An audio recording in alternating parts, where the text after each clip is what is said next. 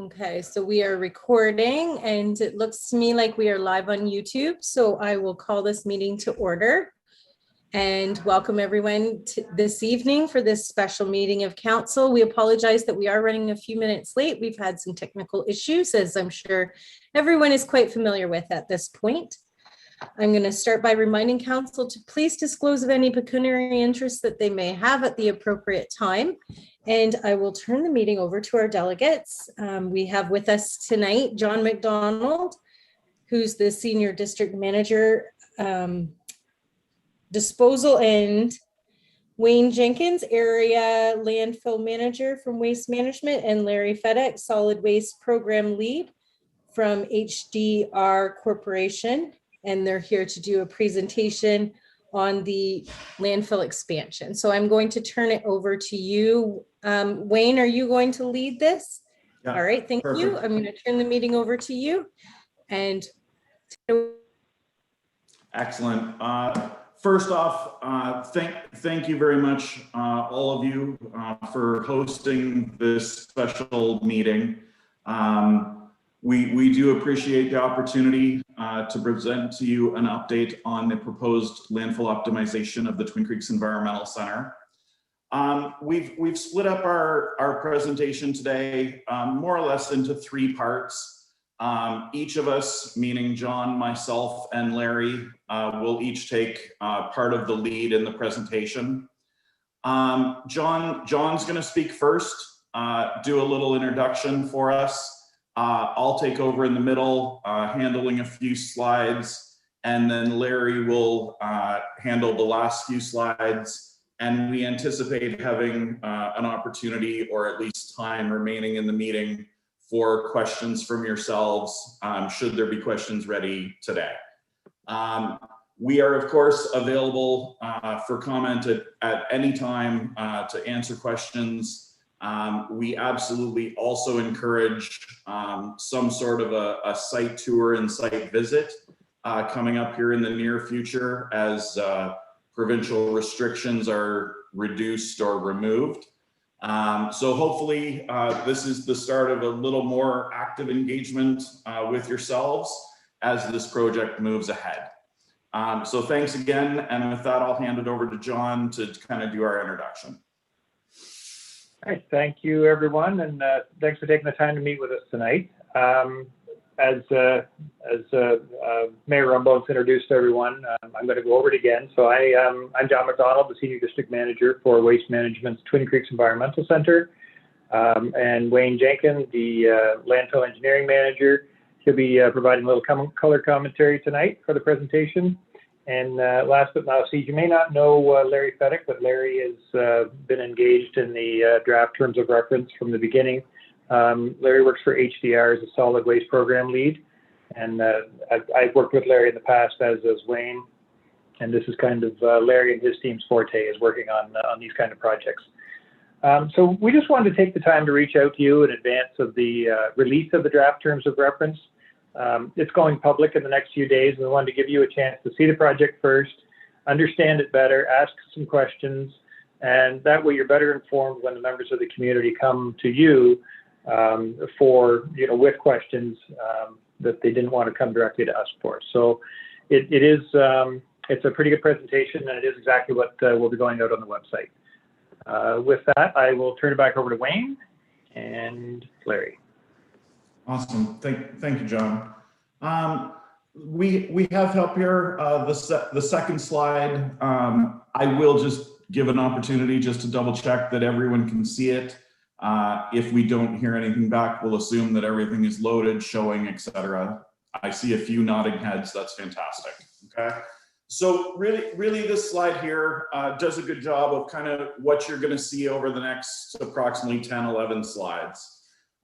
What this slide shows is what we're here to present today, which is really the content of the second virtual consultation and engagement event, so VCEE2. As John mentioned, we're presenting this to council in advance of going to the public. This event will be made live on June the 15th, which is next Tuesday. So we had issued the draft terms of reference out to the township and out to your technical review team lead, Peter Pickfield, earlier this month. I believe it was on the 1st of June. This delegation here today, both in advance of the June 15th date. This event coming up on the 15th is being held to present a few things kind of listed here. I'm not a big fan of reading off slides, but for this, because it's bullets, I'm kind of going to do that for you. Really what we're presenting here today is an overview of the project, the contents of the terms of reference, which is what we're working on developing now for this optimization project. It'll walk us through as a group what the EA process considers, the terms of reference, or the TOR being the first step in an EA process. It's also going to talk about information about the project, the rationale for the project, why we're doing it, the alternatives to this project, the evaluation criteria, and the consultation process that we're working through with yourselves, as well as agencies, the public, Indigenous groups, government officials, etc. Towards the bottom of the slide here, really what we're looking for is feedback on the project. That includes things like current site operations, the proposed study areas, the proposed work plans for each of the disciplines, the specific studies that we'll be doing, as well as comments on the consultation process itself. That kind of moves us to the next slide, which I think all of you are really familiar with. So this is a little bit of background about the Twin Creeks Environmental Center. A lot of you have lived this site just like we have for a number of years. And really just a few key points here from the table on the right-hand side. The site opened back in 1972. Waste Management took over operations in 1996. We expanded the landfill. Those operations began in 2009. And as of the beginning of this year, the site has about 10 years of life remaining. Whenever I talk about capacity and life remaining, I always throw in an about and approximately. It's based on incoming tonnage, density, placing that waste, etc., the types of waste. So the number can fluctuate a little bit, but 10 years is where we think we're going to end up. That moves us to slide 4. And this is really, again, a quick slide on the overview of the project. You would have seen this slide when we presented a delegation to you earlier for the consultation event. And really what this does is talk about the project itself. We're looking for a landfill expansion, which could be a vertical expansion that is resulting of either modifying the side slopes of the landfill and or increasing the peak elevation of the landfill. We're not proposing any changes to the landfill footprint, to the service area, or to the fill rate. It's really, this project is limited to volume of the landfill itself. Flipping again to slide 5. We've included this slide. Again, I think you've seen this one before, but the purpose of this slide is to make everyone familiar with the environmental assessment process. There's a bit of a flow chart on the right-hand side. It walks us through all of the steps. Again, trusting that each is successfully completed, we move on to the next. And as you can see, we're very early in the process. Up at the top, there's a little star for me. It's just kind of barely showing. But we are working on finalizing and submitting the terms of reference. The first step of that is a draft terms of reference, which is where we are now. We have drafted, sorry, it's hard to say we've drafted a draft terms of reference. So I'll change that to we've prepared a draft terms of reference, and we are looking for engagement and consultation on that draft. This will eventually lead to approval, submission of a final terms of reference to the MECP, Ministry of Environment, Conservation and Parks, and optimistically also approval by that minister. We are as you may remember, we held the first consultation event back in November, December 2020. We're hosting the second event now, which will go between June and July of 2021. We're optimistic that we will finalize the terms of reference later this year, and moving into 2022 and beyond, we'll work on the additional steps which start moving into the EA process itself. So hopefully that gives a bit of a feel for timing the project, etc. So with that, again, introducing Larry Fedek to the group, I'm handing it over to Larry, who will walk us through kind of the rest of the slides that deal with the rationale, alternatives, things that I've mentioned here before. So Larry. Thank you, Wayne. Thank you, Wayne, and thanks, Mayor and members of council. Yeah, so I'm going to focus on, I guess I'll call it the mechanics of the terms of reference, or some of the specific requirements that are to be included in a terms of reference as part of the environmental assessment process. So one of the first things is to describe the rationale for the undertaking, or the rationale for the project. And essentially that's really what the need is, for it to proceed. And so we've undertaken, as part of the terms of reference, an assessment of that rationale or the need based on the significance that the Twin Creeks Environmental Center has within the context of the provincial waste management system, and overall the lack of secure long-term disposal capacity within the province of Ontario. And as indicated, so the Ontario Waste Management Association, and through their research, has identified that, in fact, there's really less than now there's effectively less than 15.5 years of disposal capacity remaining in Ontario in aggregate. And I say that in aggregate because on a practical basis, when you consider such things as service area restrictions and fill rate limits, those sorts of things, that capacity on an annual basis is actually less than that. So we've gone through this analysis basically to identify that there is in fact a need or rationale for this project to proceed.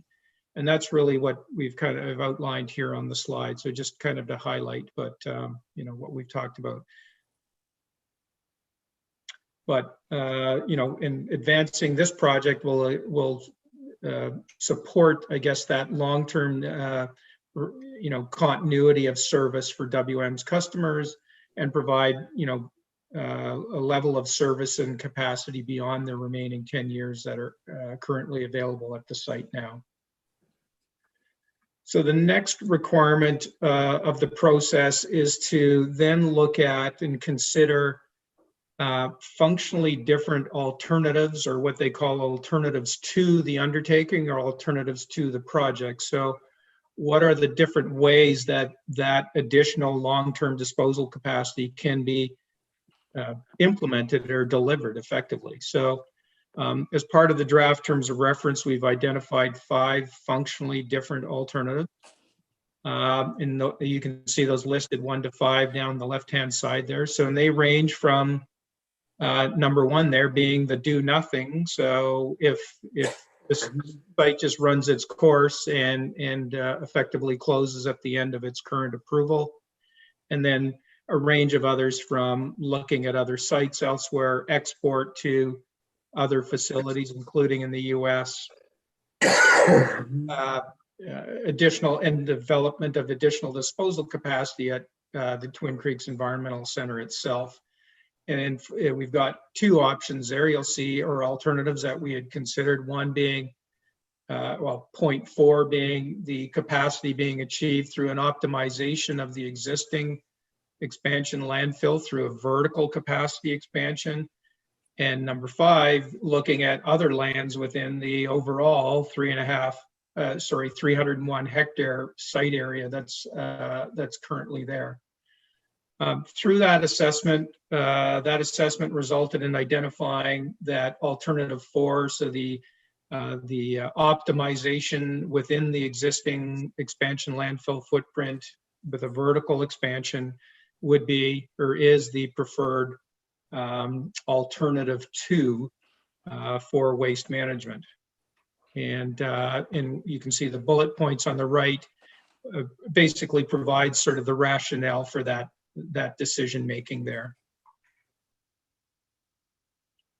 So now that we've identified the preferred alternative two, the next step is to then go to the consideration of what is called alternative methods. So these are essentially the specific alternatives to implement the vertical expansion or optimization of the existing landfill site. So these will be considered in more detail in the EA itself.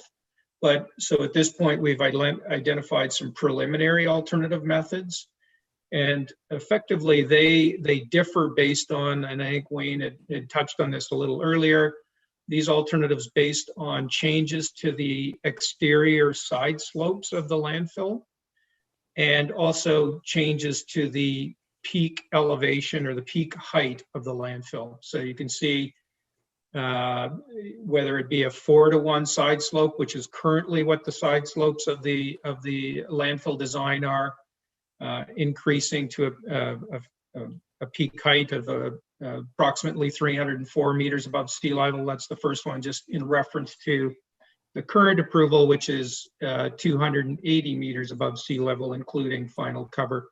And then as you move down that list of the alternative methods, either the side slopes change and or the elevation changes. And again, that it results in variations of the amount of disposal capacity that's provided as a result. The last one being, I'll call it the maximum alternative presented, provides approximately 14 million cubic meters of capacity. So again, these will be consulted on and revisited as part of the EA and refined and confirmed, but we're presenting them at this point so that everyone has an idea of what this project might look like going forward.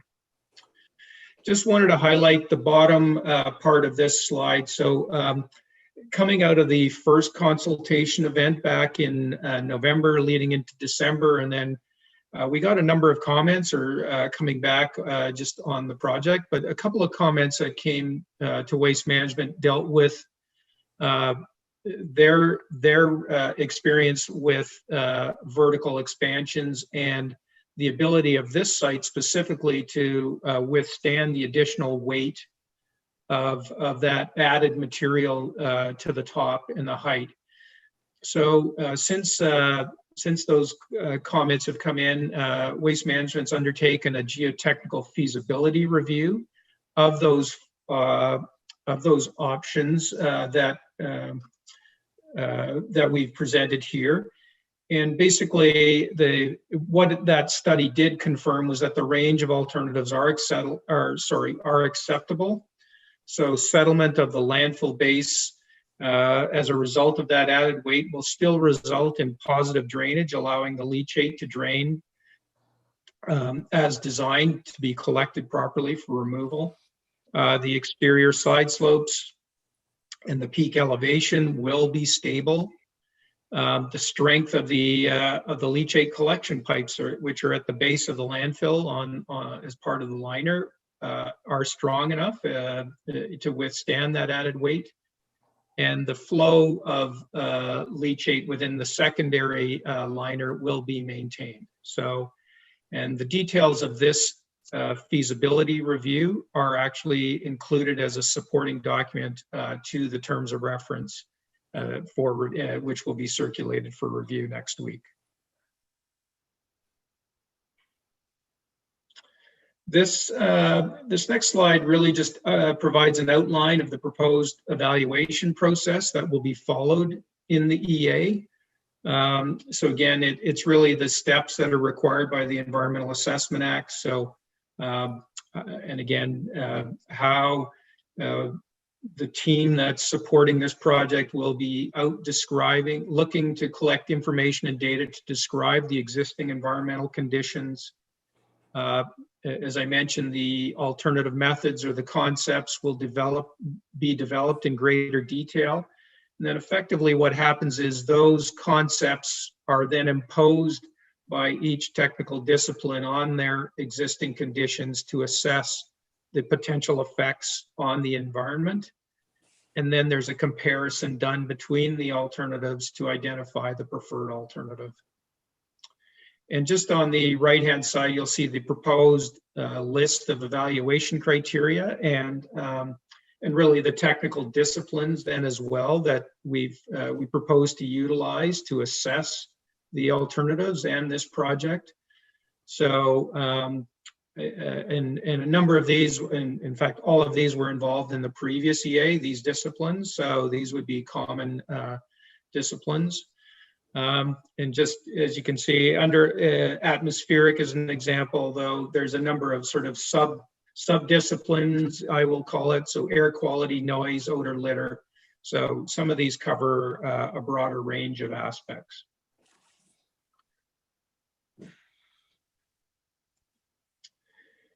Just to give you a sense of then what will be studied and how. So hopefully you can see it, but the red outline here is the 301 hectare site area of the Twin Creeks Environmental Center, and the landfill is up in the top left-hand corner, representing a smaller portion of the site, of the overall site area. But the entire red area will be considered the on-site study area. And then you'll notice sort of an orangey secondary line, and that is 1 kilometer from the boundary of the existing property or the existing site property. And that generally will serve as the area for the off-site study area. And that's sort of a generic, but that's typically the area within which most effects are identified in the range of studies that are being proposed. However, this off-site study area will be modified to suit based on the specific discipline. So some of these disciplines may predict or identify that some effects may occur beyond that 1 kilometer area. So they will then outline extending their study area beyond that. So, but that will get confirmed specifically once we get into the environmental assessment itself.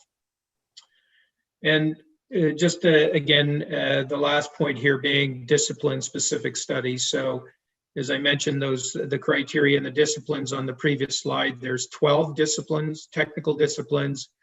They've each developed work plans, technical work plans, outlining how they are going to investigate and study and document what the existing conditions are specific to their technical discipline, and then also how they are going to assess the environmental effects relative to their discipline for each of the alternatives.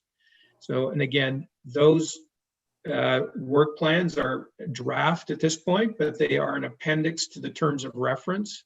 So again, they are being circulated not only to the township and your technical review team, but to the broader group of agencies and other interested groups and stakeholders in the project to again review and provide comment on as part of this review process.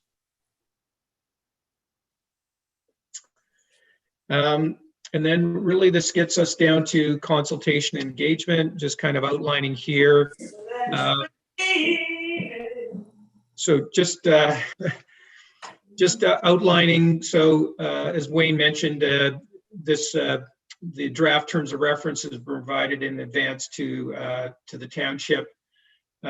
As of next Tuesday, June 15th, not only will this presentation and event information be posted on the project website live, but access to all parties will be provided to the terms of reference and the supporting documentation via the website. We'll also be posting a notice of availability of the draft terms of reference for review and of the consultation and engagement material in 3 of the local newspapers. And then we have a project mailing list, I'll call it, which we will also then be utilizing to distribute the notice next Tuesday as well by email. And for those people that we don't have an email address for, we will be sending a paper copy. So a whole number of opportunities, again, of reach out occurring beyond this, starting next week, to again get engagement and feedback on the draft terms of reference and the contents of it. And unfortunately, with COVID, we continue to still do stuff virtually, but we had, I think, some pretty good success on the first consultation and engagement event back in November, December of last year. And then, so next steps. So, not to repeat myself. So so again, the terms of reference broadly distributed starting next Tuesday. This virtual consultation and engagement event going live next Tuesday as well. We're proposing a 30-day consultation and review period. Then following that period of time, we would anticipate receiving comments and feedback from the township and your technical review team and from others, including government agencies. We will then be essentially reviewing and addressing comments and revising the draft terms of reference as appropriate to address those comments, with the intention of finalizing the terms of reference. And then it would be formally submitted to the Ministry of Environment for review and approval, which would then include a further review distribution process. But that review process is ultimately controlled by the Ministry of Environment, Conservation and Parks. And if depending on any sort of issues that may still need to be addressed, they would come back to Waste Management to address those. But that's effectively the process. And we would be targeting sometime later this year to make that to finalize the terms of reference and make that submission.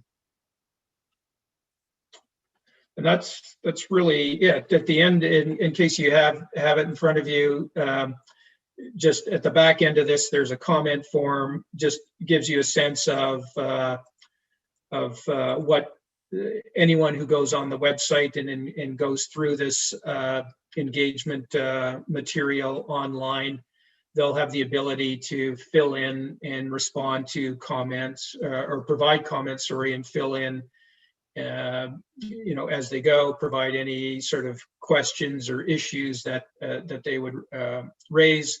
Again, we will basically be documenting everything as part of the consultation process and developing responses as part of the overall finalization of the terms of reference. And that's it. Excellent. Thank you, Larry. And with that, that is the end of our formal presentation. And we invite questions from attendees to this meeting. Our goal will be to address those questions here on the call today, if possible. And in the event that we don't have the information available, we will certainly follow up with responses to any questions today or in the future. So with that, I don't really know the process the township uses for going through a question period. So I'll kind of pass that back to you guys and you can let us know.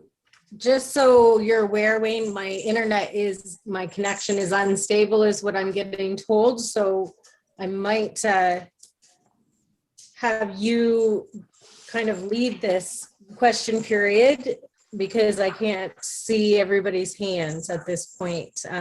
Most of the members on my screen are frozen, so I can't see if someone raises their hand, but we can open it up to questions. Would you like me to stop sharing? Would that make a difference? Or I'm not sure if that will help or not, Larry. Do you want me to? Yeah, go ahead and stop sharing, Larry. Okay. even if there's things that relate to the presentation, we can kind of cover it that way. Okay. Yeah. See, all of my council is frozen to me, and Trevor and Amanda, everybody's just blank. So,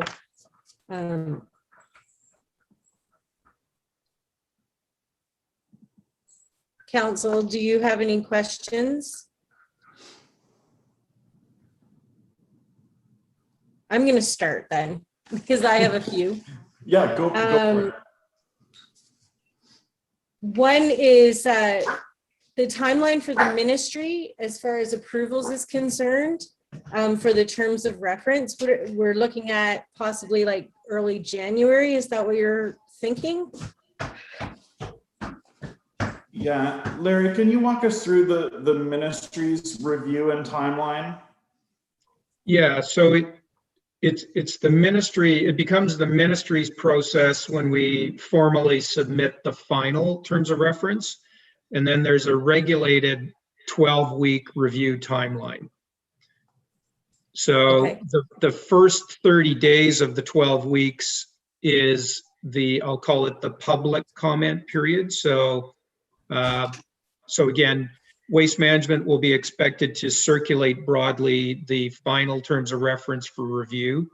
But in that, at the end of that 30-day period, all comments would go back to the Ministry of Environment, Conservation and Parks. And then they would basically go through the comments, depending what they are, work those through with Waste Management, but then do their own internal review process and assessment.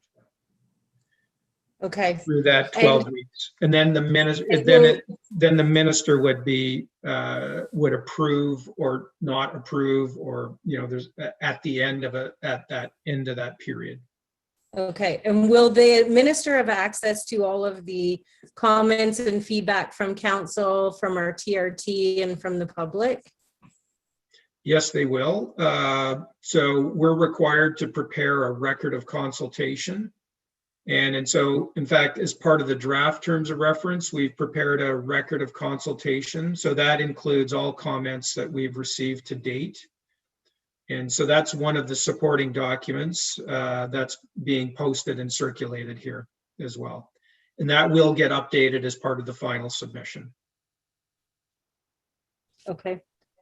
I'm wondering, you say that you did a study to review the leachate management system underneath it, and you say that it can withstand the extra weight.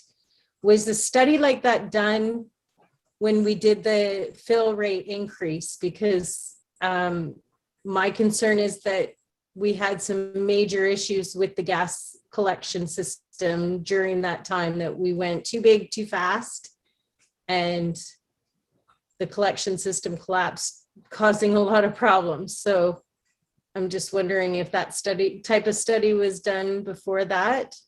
Yeah, no, Jackie, it wasn't. And really, this is just to clarify, the odor issues that resulted from the failure of a portion of the gas system at Twin Creeks were isolated to an area that simply didn't have the replacement gas system installed at the schedule that it should have been. Sorry, maybe that wording wasn't super clear, but we grew too fast, to use the wording you just offered up, and we were not ready with construction of the gas system expansion for the next level of gas collection system. That isn't the case here, meaning no change to annual tonnage, nothing like that. This was a geotechnical feasibility study to make sure that the permanent infrastructure, which is the liner and leachate collection system at the base of the site, can withstand, is able to accept the additional loads from any of these alternative methods. And that study, as I think Larry mentioned, came about because of a few questions and comments, I think even from Township Council, as well as a few members of the public. We had that study underway, but didn't have answers earlier. We do now, and are confident that the design is good. Is there a contingency plan if the system doesn't withstand the weight? And what would that plan be? Yeah, that's a really great question. And it's actually something that we've anticipated a little bit that will likely result as part of the work plans that come out of this terms of reference and EA process. The site has a number of contingency plans now in place, and this could be a good opportunity to expand on those contingency plans to address an issue like that. I noticed in the proposed evaluation section where you were talking about what you're looking at to evaluate, there's no health impacts to the surrounding community. Is that something that WM is willing to consider adding to this overall study? Yeah, so maybe just to clarify, each of the proposed disciplines does include factors that impact human health, meaning just to pick a few of them, any of them like air quality, be it odor, noise, etc., anything from groundwater, all have, at the end of the day, they are all impacts to human health. So overall, we are absolutely proposing a review of the health impacts from the landfill. We did look back at the original landfill approval back in 2005. I think the EA was approved.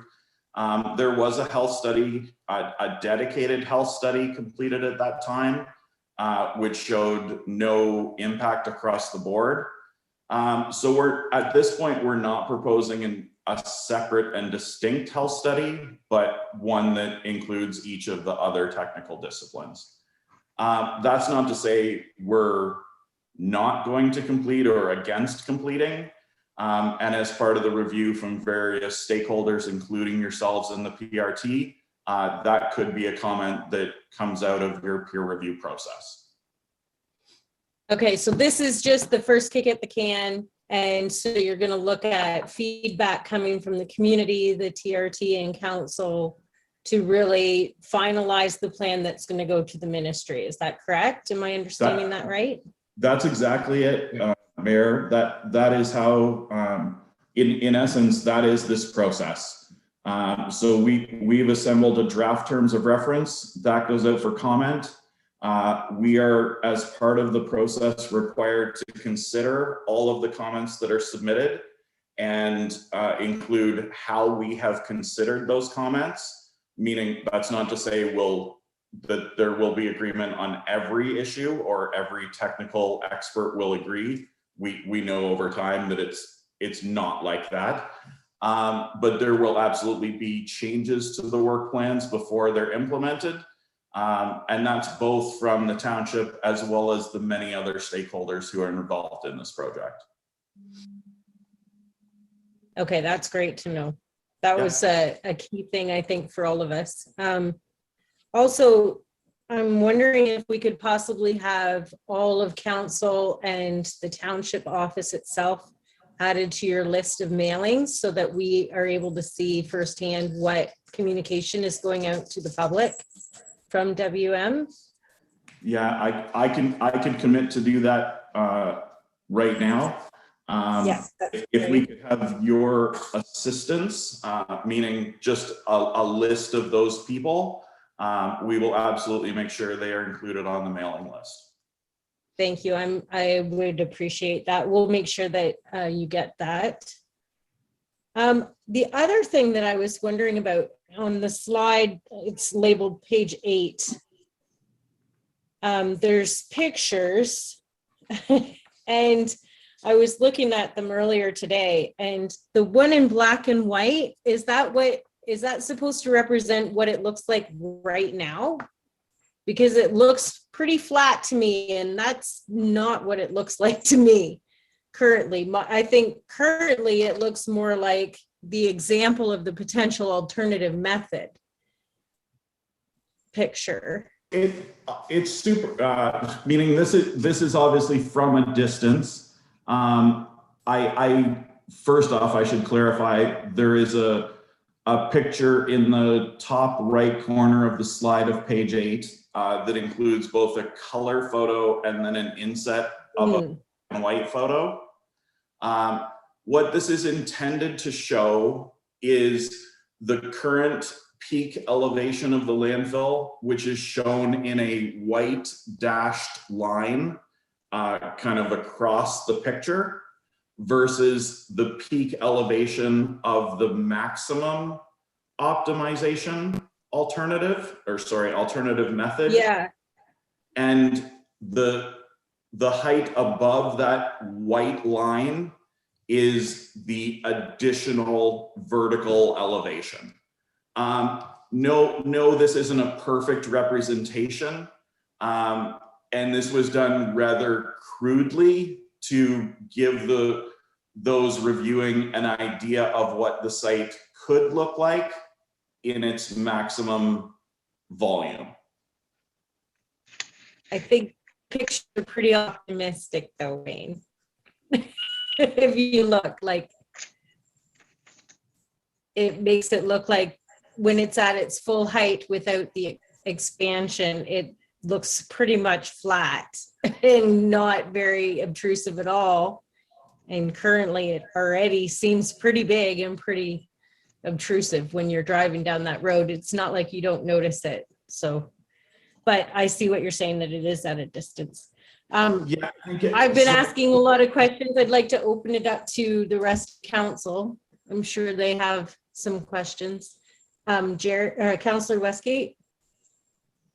Yes, sorry about being late. That's okay. I was just wondering about the leachate treatment plant. I don't see anything about a study for it in it.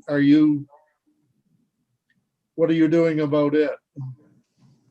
Yeah, nothing different proposed at this time, Councillor Westgate, which is, and again, there's a number of steps necessary to go through here before this project would ever become real or approved.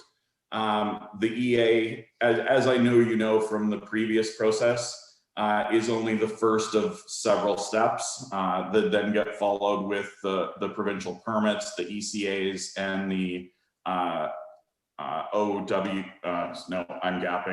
the leachate ECA process. Currently, I think council's familiar that WM has committed to every 3 years reviewing and producing a new leachate management plan for the site. And then we've agreed with commitments for construction in advance of closure of the landfill. There would certainly be some discussion and negotiation about when that makes sense, meaning pushing that off an additional time period because of potentially more volume in the landfill might not be right for anyone, meaning at some point it will make sense for the site to have a dedicated leachate treatment facility, but that's part of studies going forward. So you're on the right track, definitely valid question, but maybe I'd push that into future work. I know if it's not in the TOR, it's something that may not be studied, and I just think it should be in there and be studied, because I don't know whether there'll be a lot more leachate or the same amount of leachate out of the same footprint. Yeah, no, totally valid question. I know it will be stronger. Yeah, so I think I also can't say that I know the answer to that. And it is something that we should look at in terms of whether that could equal more or stronger leachate. I think that's a really good point. That should become a comment that we need to address. I think it should be in the TOR is what I'm saying. Gotcha. Yeah, I agree. I think it's tough, especially now if the expansion does go through, it's even further down, kicking that can further down the road, because it's supposed to be built 4 years before the end of life. Is that not right? So Yeah. then that's another 10 years down the road if this goes through. Yeah, and again, we've never proposed delaying that plant per se. We absolutely want to construct that plant when it makes sense, meaning when there is a sufficient quantity of leachate to treat. And so far, the site simply isn't there. Meaning the site is producing up until this point less leachate than was ever predicted. And I think all of council's aware that the site has an on-site phytoremediation system for leachate that handles a good percentage of the total leachate produced by the landfill. So I do agree this is something that we should look at. I think it's a great comment for council and the PRT to bring forward and for us to consider. Great. Council, anybody else have any questions? I do, Mayor. Thank you. Councilor Morris, go ahead. Yes, Wayne, have you ever done a vertical expansion like this on any of your other sites? Yeah, indeed we have, Councillor Morris. I apologize, I don't have that information in front of me, but a very similar question was provided to us by Amanda, perhaps just after our first delegation to council. And at that point, we assembled a list of similar vertical expansion projects completed successfully by Waste Management. I can absolutely pull that information together and provide it to you, or perhaps Amanda has it and can distribute. Thank you. I think it's information that the public would probably like to see as well. So perhaps at the next consultation of council or something like that, it can be brought forward. Because Nice. That is a good question, yeah. Anyone else on council have any questions? Todd, I can't see you. I know you're probably calling in, so just speak up if you have a question. No question at this time. Okay, thank you. Colin, do you have any questions? None at this time, Madam Mayor. Thank you. Okay. Staff, Jackie, yes, Councillor Westgate. thing that wasn't really dealt with in the EA last time, and that was the land values around the landfill. With the landfill this size, probably the land values close to the landfill go down a little bit, and that was really never dealt with. I know Waste Management did some things on their own after, but it was never in the EA and it was never part of the agreement. So I didn't know whether we wanted to do something about that this time or not. I know whether we should be looking after people's values. I believe, and correct me if I'm wrong, if anybody from Waste Management, I believe it was in the community commitment agreement. Was it not? That's my understanding as well, Mayor, is that it was part of the host municipality agreement, that a property value protection plan was implemented. To my knowledge, that program has worked successfully, meaning it's never been utilized because, and I may be reading between the lines here, but the landfill has not had a negative impact on land values in the community, at least to this point, or I see maybe there's some disagreement there. But again, an excellent comment, something that we have in place already with the current permit that could absolutely be part of this optimization project, and we could consider as we work through that. I'm quite sure it was not in the community commitment agreement. It may have said something about there that Waste Management was supposed to deal with the property owners around the site on their own, but I think that's all it said. I believe Correct. the TRP, You're correct, Councillor. It's not specified in our community commitment agreement. There Yeah. wasn't, Give me an opportunity to look into the background for the property value protection plan. It may have been a discussion paper of the original EA that resulted through consultation and engagement with the community then. I can share more information on that either in a response back short term or at a future delegation. So I'm pretty sure it was not in a discussion paper. I lived through that. yeah, no, again, meaning there is a commitment somewhere that required the program to exist. I apologize for just not knowing the source of the property value protection plan and where it came from. if I remember right, a couple of years ago in the TRT comments, there was a request that Waste Management have a list of all of the properties that were sold and were involved in that plan. Was there not? Yeah, and we do that annually, Mayor, and provide that to the township. Most recently, that was done the spring of this year, issued by John. I don't have the date, but could certainly pull that up. It includes both the nuisance impact payment recipients, the brochure for the property value protection program itself, and the list of properties included in the property value protection program. Again, I can, outside of this call, I can have that information at my fingertips. I don't have it here now. Certainly it's something that should be dusted off and taken a look at for sure, though.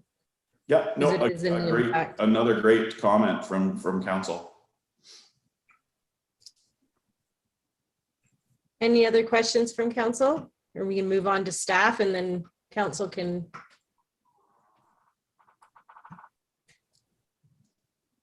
Amanda, do you have any questions?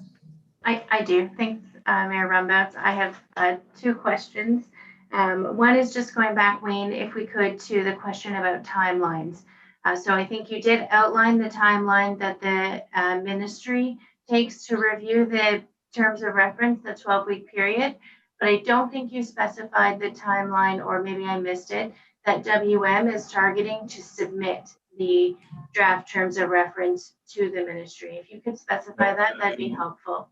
Yeah, and I very much appreciate you bringing us back to that, because I was at the time going to jump in after Larry and then we moved on. So thank you for bringing us back. We do not at this point have a specific time, meaning we want to keep moving the project forward. We have proposed a 30-day public review time period for this second consultation event.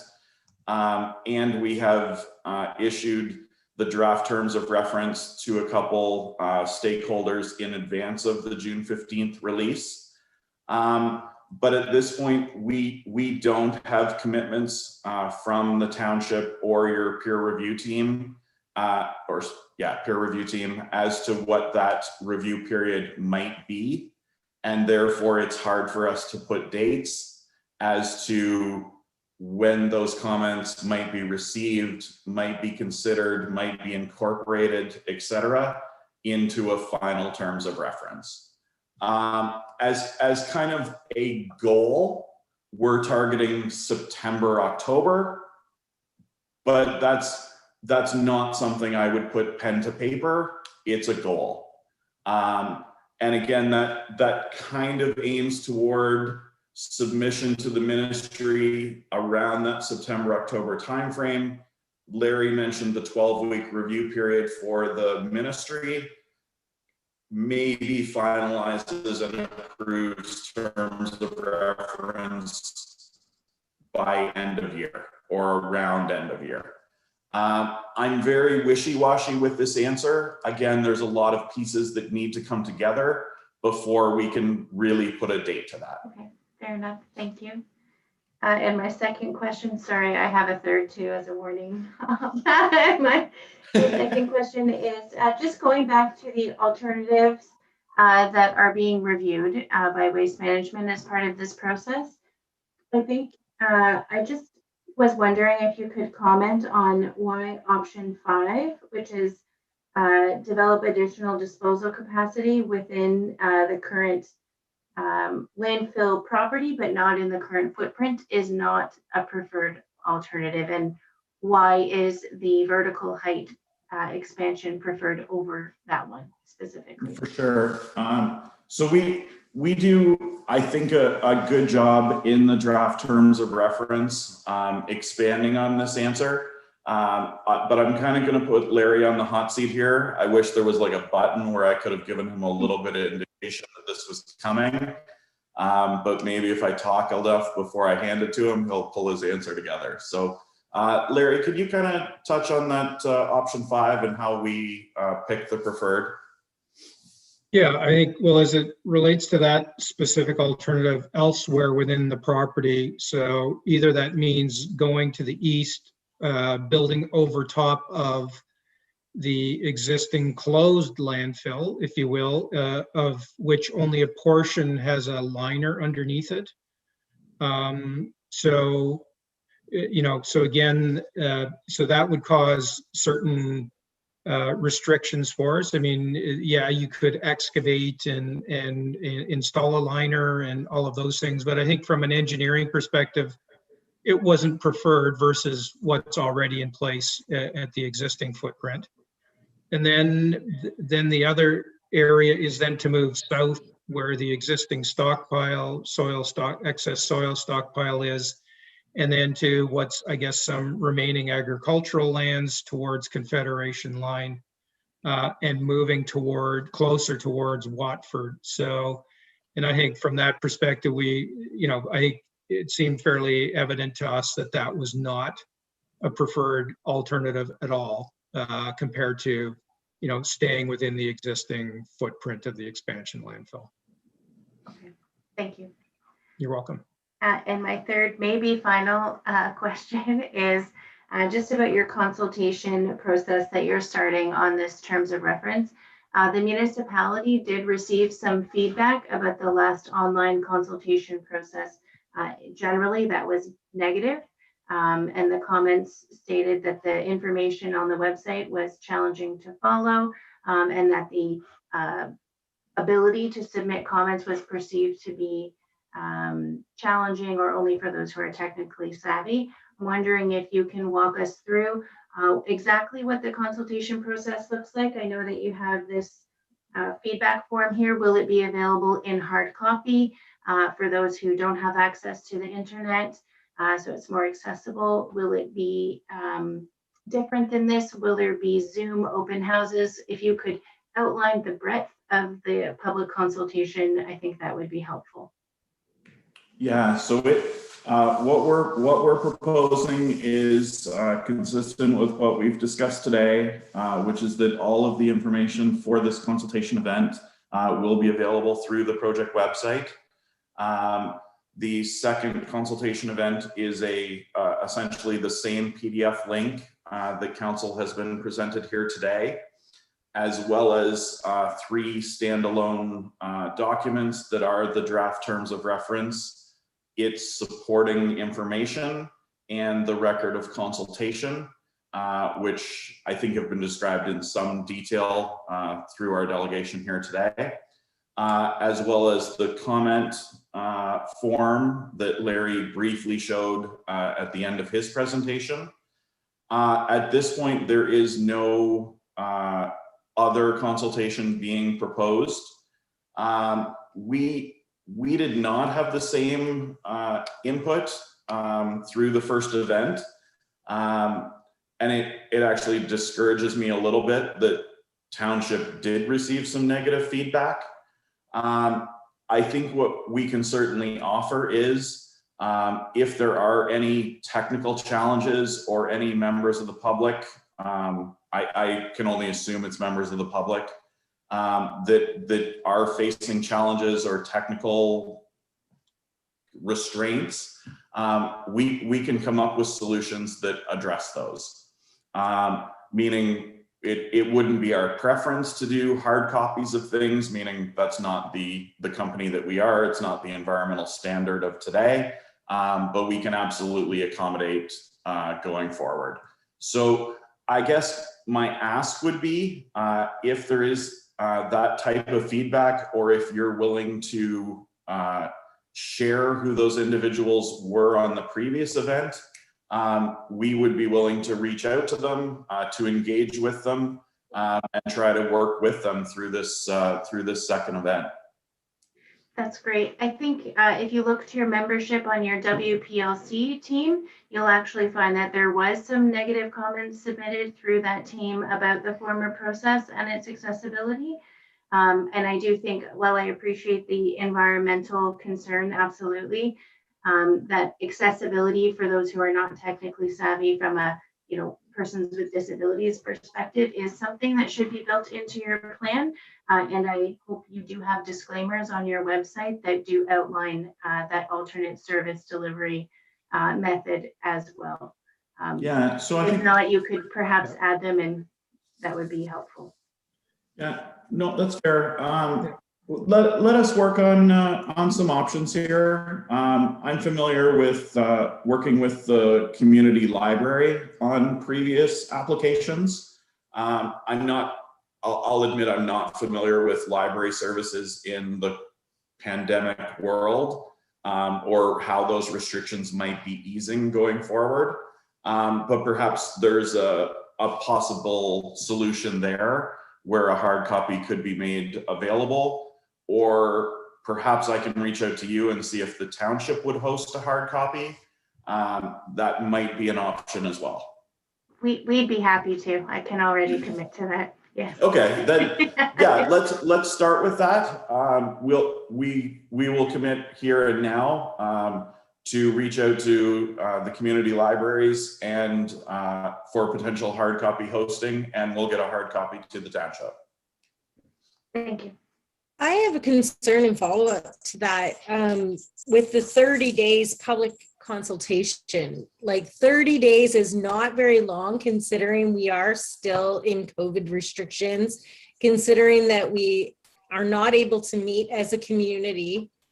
And like, I'm concerned that there's no open forum where somebody from our community can stand up or even over Zoom and say, these are my concerns and I need to have them addressed.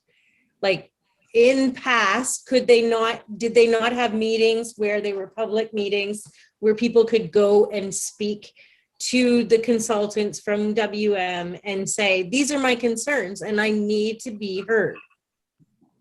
Like, I understand that we are under COVID restrictions, but we are not going to have our process limited because of that.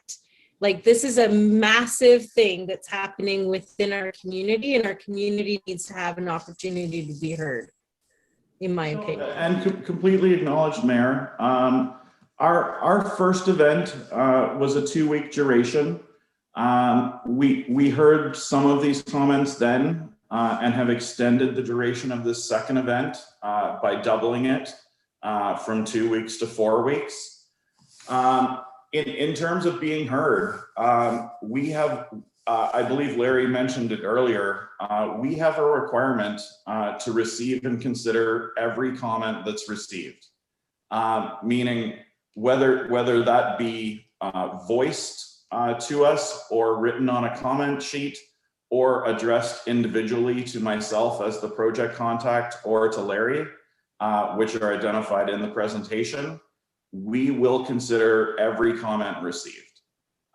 So in terms of voice, everyone is equal here. And I don't know what more to say there other than everyone has a voice who wants to be heard.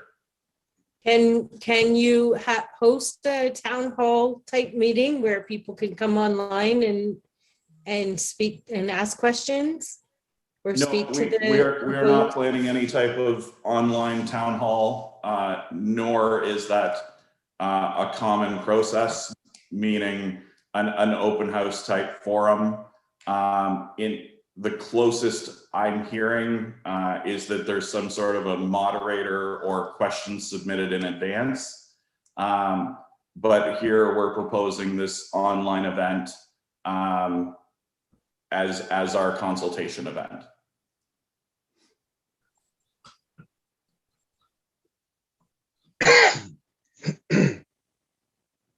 So you're not open to any alternatives there? Not at this time.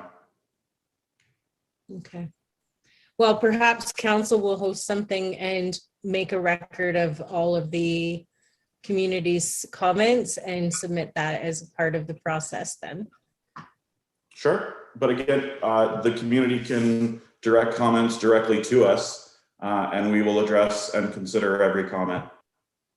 Well, just given the limitations of COVID, it just concerns me. I just don't want our community to not have the opportunity to submit their feedback. So we will, it'll be something that council will probably discuss, and we can move forward from there.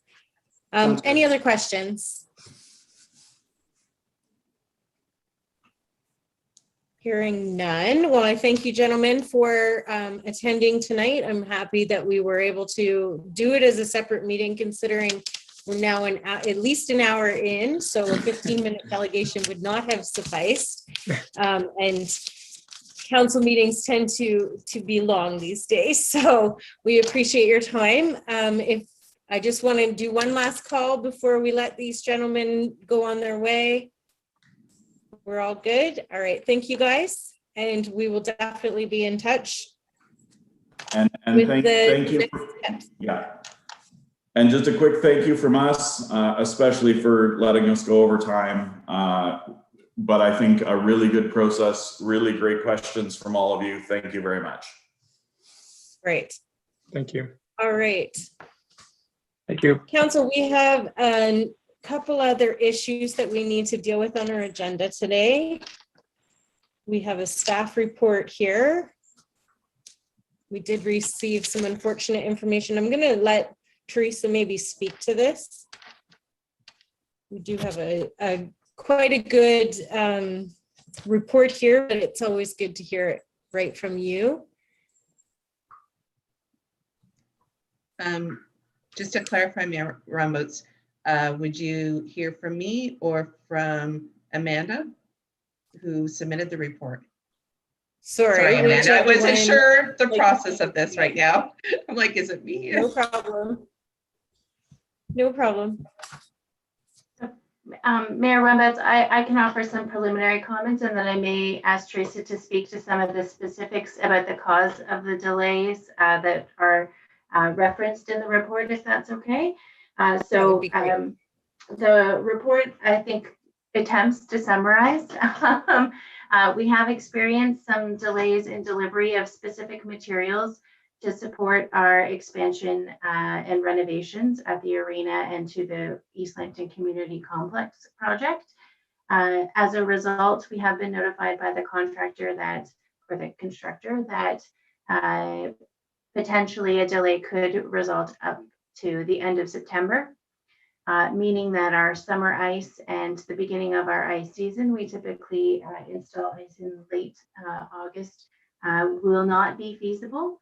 The delays, materials specifically, I'll let Teresa speak to that actually in a minute. But in an effort to be proactive, when we learned about this delay due to COVID, we brainstormed, and Teresa identified an opportunity to reach out to our municipal partners in Brook Galveston and ask them about a potential partnership. As we share a number of users, they are the natural kind of fit to continue to share users.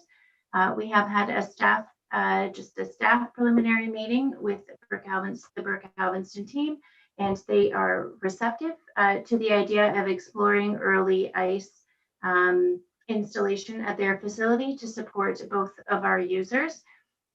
Of course, we've had no specific conversations about what that agreement would look like, just a general agreement. They do have a challenge in that the Brook Galveston Watford Fall Fair does occur this year in the first weekend of October. And they do have an agreement with that organization that sees the use of the ice pad.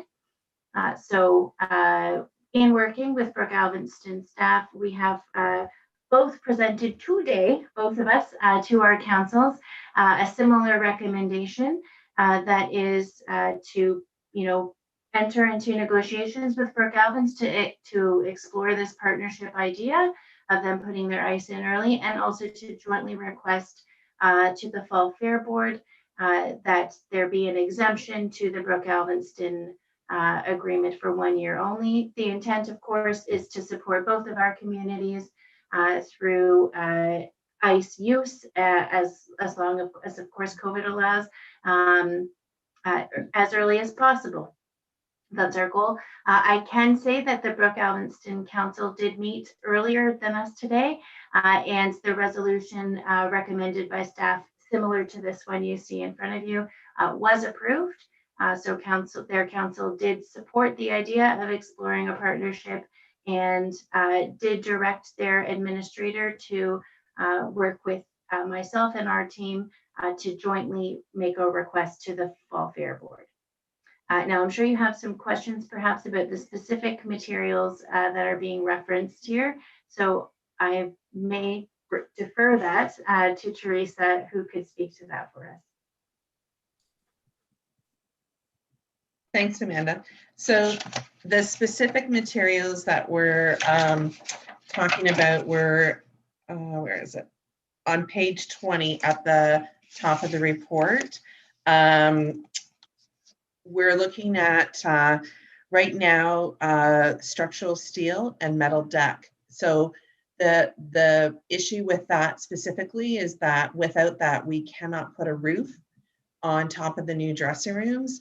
And without being able to roof it, we can't finish it, the interior. We need to have a roof on it first.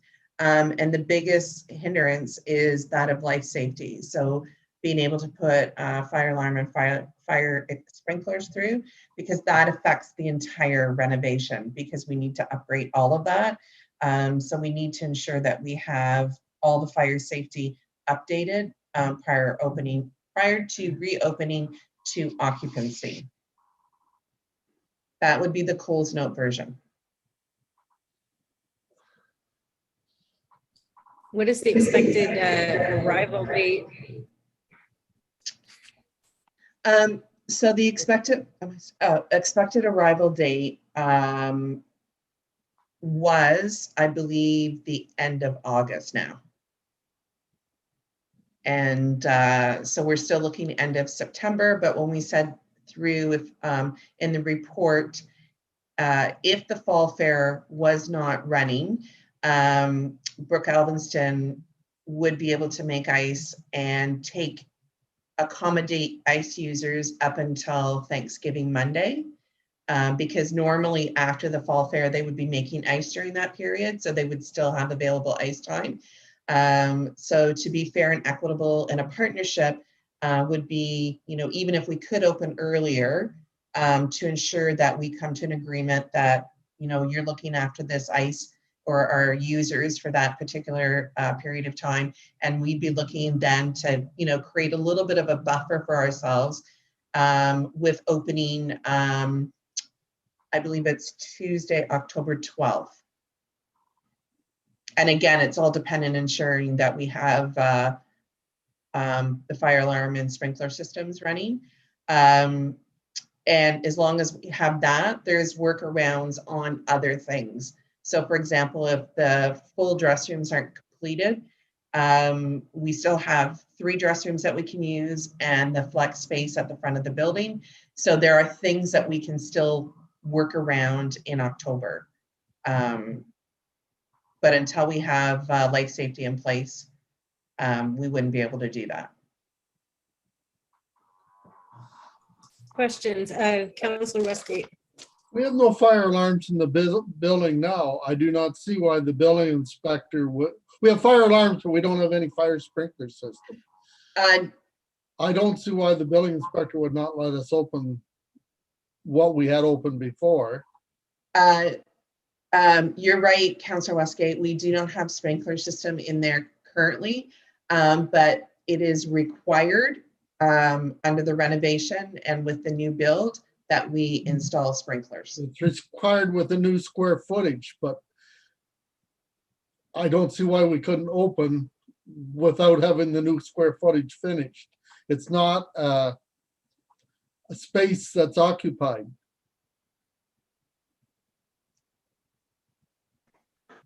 You may be right, Councillor Westgate, and we're happy to follow up on that. But I think the key issue is that we won't have a roof. We won't have a roof. We still have a roof over everything else. We just close off the area at the end. We may have a problem with the an exit door there. So I think some of the renovations that require the new material require access to the ice surface as well. So go ahead, Teresa. Yeah, and I think overall, if this is how I can look at it, I would rather come to an agreement to ensure our users absolutely have ice than come to the end of August and be in a situation where we don't have a backup plan and we are in a situation where we can't occupy the building. The other part of that is that if we're still in some sort of construction mode in September, we can't take over the building until substantial completion is done anyways. So they can still be working, but substantial completion must be met before we can take over the building. And with that now not guaranteed where we thought it originally was going to be, I think it's really important for us to find a plan B to ensure that everyone is looked after and that we're not in a pinch of trying to work around construction and complete while we have people in the building. If we wait for substantial completion of the whole building, we won't have ice until Christmas. No, Councillor Westgate, we're not looking for substantial completion of the whole building. We just need substantial completion of the renovations. Of the arena portion Renovations of only. the existing building. Yeah, because if in the report, again on the top of page 20, substantial completion for the new construction was originally looking at April 2022, and now we're looking at June 2022, possibly.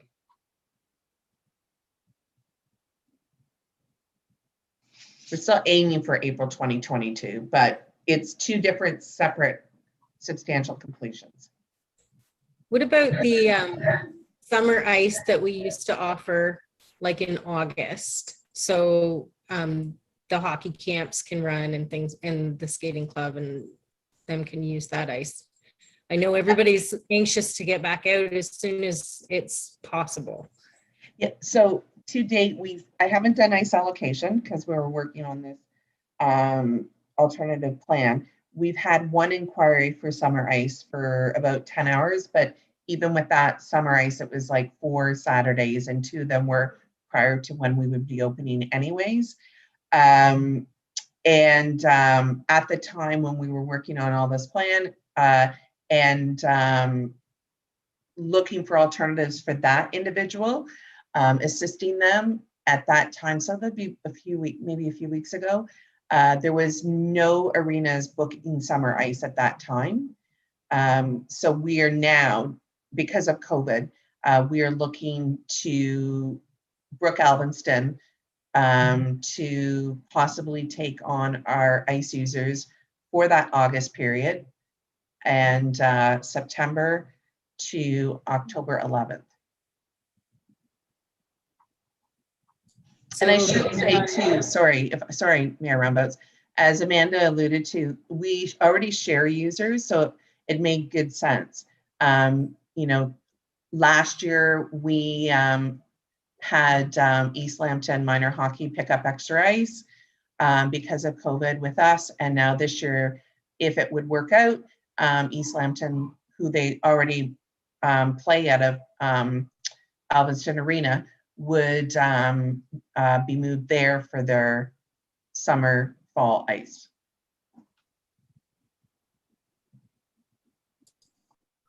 Any other questions from council?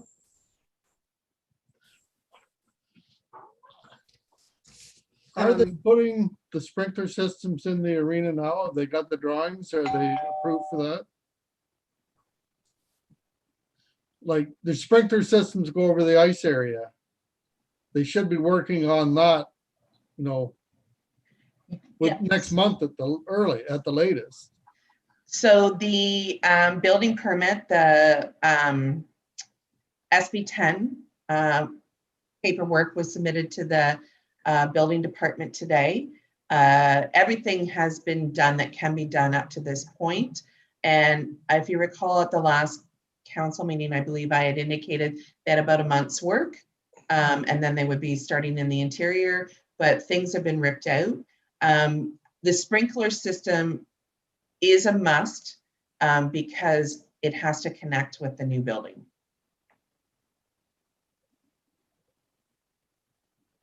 That's what I say. It has to be put in before. Right, we could do the arena portion, but we still wouldn't have the newer part, like the new parts without the metal roof. Those portions would not be Well, done. they can be tied in after. But we would only have, if we could work around it, 3 dressing rooms at that time. That's right. So I do just want to emphasize, Councillor Westgate, to your questions that we are doing, so despite this report, we are, through Teresa, doing everything we can absolutely to assist speeding up and if the process, and if there's an alternate way to operate the arena and run ice earlier, we would be open to exploring that. But we are looking to guarantee, again, this use for our users. And it was believed from our perspective that partnership was the best alternative to provide a guaranteed service to our users this season. And there may be ways that we can augment that by, through other items like you're speaking of, but we just want to make sure, we don't want COVID to loosen up and be able to have people come back and to not be able to provide them a service. That's where this originates from. I guess I just want to make sure that everything that's possible is being done for us to keep our users here, because quite often when they leave, they're gone. No, it absolutely is. And I think, so this one limitation that Brooke Alvinston had, or this one request would be an exception to the rule. And it's not my understanding that Brooke Alvinston in the future would be looking to put in early ice because they do still have that contract with the Fair Board and that limitation. So I think, we're not going to see that limitation go away in future years. Just we're hoping to make an exception this time. I think our relationship with Brooke Alvinston is very strong. And in the future, I don't foresee them, I foresee us going back to our usual process where we put in our ice earlier to support our joint users and our own users, and they continue to work with the Fair Board and support that fair on their site, and then put in ice following that.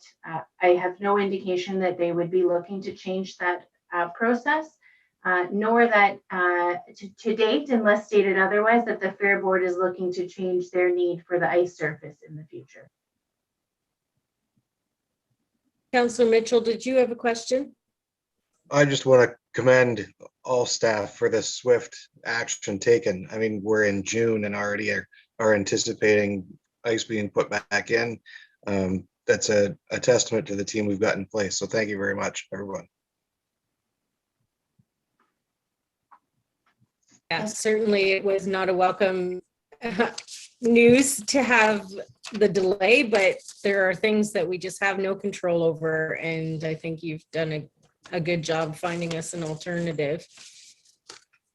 Any other questions? Seeing none, we do have a recommendation on the agenda. Councillor Mitchell. I'll move to accept the recommendation, please. Okay, do you have a seconder to that motion? Todd Wade, I'll second. Okay, Councillor Morris had his hand up too, but we'll go with Todd. Any other questions or comments before we call the vote? All in favor? That's carried. Thank you, staff, for your hard work. I know that that was put together, this plan, very quickly, and it was not easy. So we do appreciate that. So we're going to move on to confirming bylaws. So Amanda, do you want to read those out? Absolutely, Mayor. So the first resolution is that bylaw number 66 of 2021 be read a first and second time. Moved by Councillor Morris, seconded by Councillor Mitchell. All in favor? In That is favor. carried. Thank you. And the second, that bylaw 66 of 2021 be read a third time and finally passed. That is moved by Councillor Westgate, seconded by Councillor Mitchell. All in favor? In That is favor. carried. Thank you. And adjournment. Moved by Councillor Mitchell, seconded by Councillor Morris. All in favor? That is carried. Thank you very much, Council. It's been a long day.